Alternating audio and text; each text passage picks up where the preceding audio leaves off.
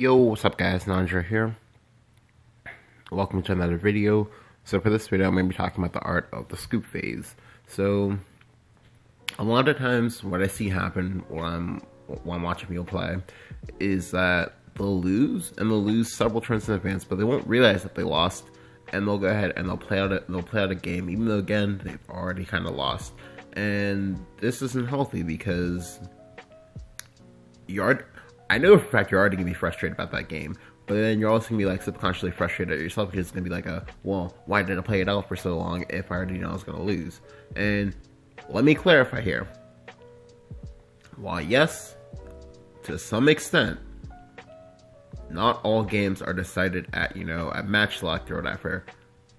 However, there are some game states that are completely lost, and they don't have to be when my HP hits 0. While yes, you should try to win. You also need to realize, okay, well I fought a good fight, but I lost.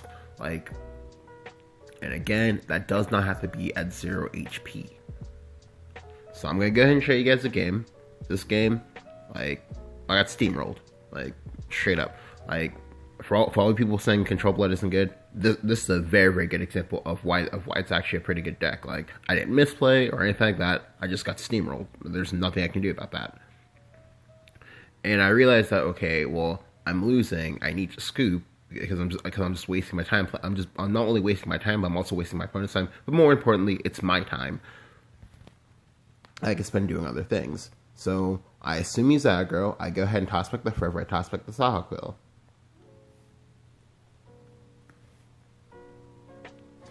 I get rewarded for my mulligans with a 9-drop and a 10-drop, but that's fine. If he's aggro, this is okay because I have the Raft Drake too. So I go Oracle here. I go Oracle because you don't want to end up in an awkward spot where you want to cast where you get torn between casting either that or say something else, like Saber Hop or something like that. So I go Dragon Summoner here. I should have assumed from the Baphomet that he was going to be Control Blood. However, I did not know for sure. But when he makes that trade, I now know, shit, he's Control Blood. That makes this game a lot harder because Control Blood can 1-for-1 everything that the dragon wants to do, and they can draw a shit ton more cards at the same time. So here, when he plays out the Belfgor, that confirms my suspicions, and I know for a fact that he is Control Blood. So here, the ideal card for me to stay off the top has to be Israfel. Sorry, not Israfel. It has to be either Sahawk or Sybil. I get neither. That's fine. I get another draw to see if I get it. I don't get it. That's fine. Right here, this is one of the turning points of this game. This is gonna decide whether or not I'm gonna win or whether or not I'm gonna lose. I've already failed the checkpoint, and my hand is not that great. I can kind of cheat out fatties, but that only does so much. So here, he tempos out Scarlet Sabrer. This makes this awkward for me because now, even though I would like to hardcast this Israfel, I can't. I now have to go Raft Drake. So I go Raft Drake plus Ping.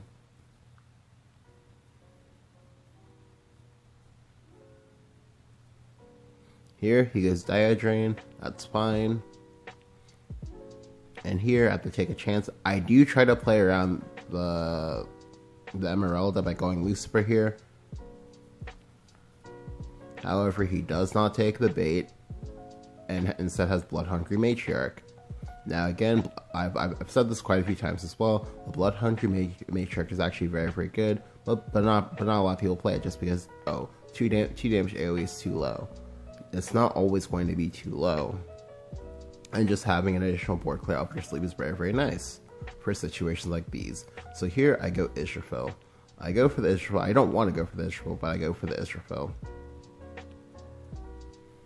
I didn't have to Evo there, but the reason why I chose to is because I want to play around Revelation. At 10 HP, I don't die to just the Revelation itself. He's not in Vengeance, so he has to have exactly Razor Claw plus Revelation. But here, he plays with the Emeralda. That's fine. I go ahead and drop the Baja.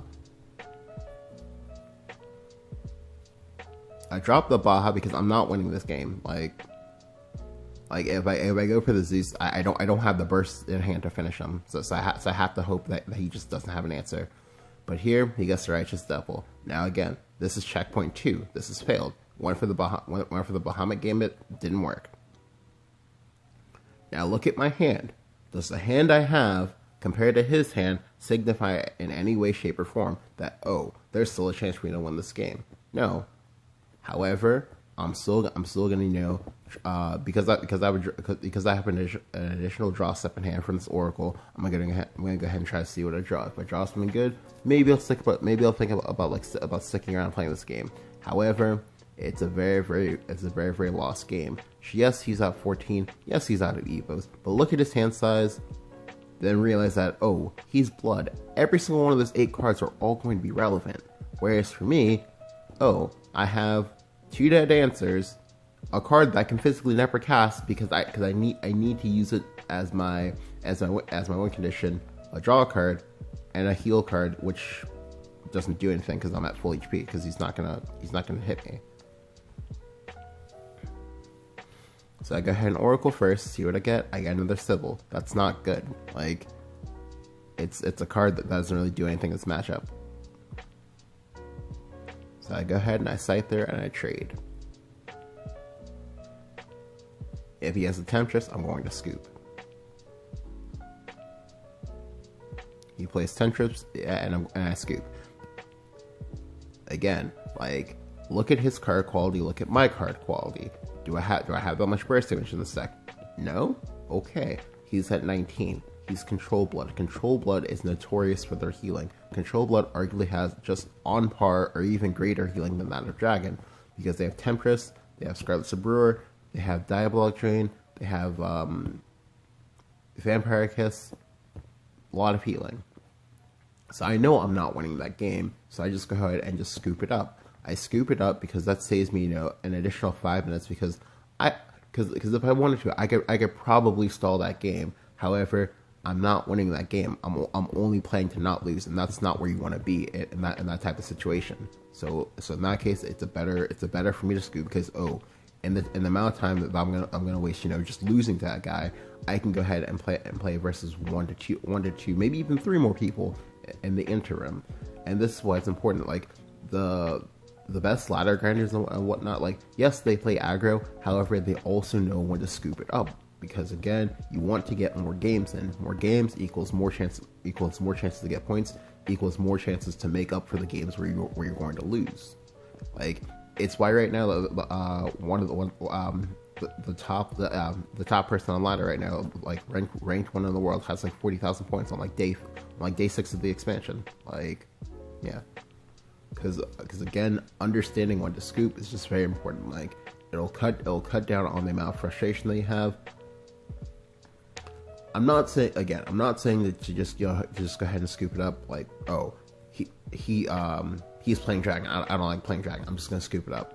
Like, because obviously, if whatever you have this hatred for it, like, it's like very, very popular, that means you're gonna be scooping a lot of games, and that's not gonna be conducive.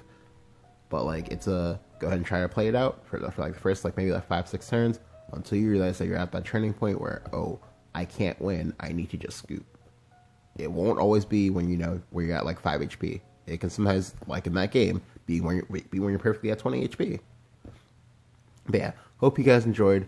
Go ahead and leave a like if you did. Go ahead and let me know what your thoughts are on the scoop phase down in the comments below. And I'll catch you guys next time. See ya.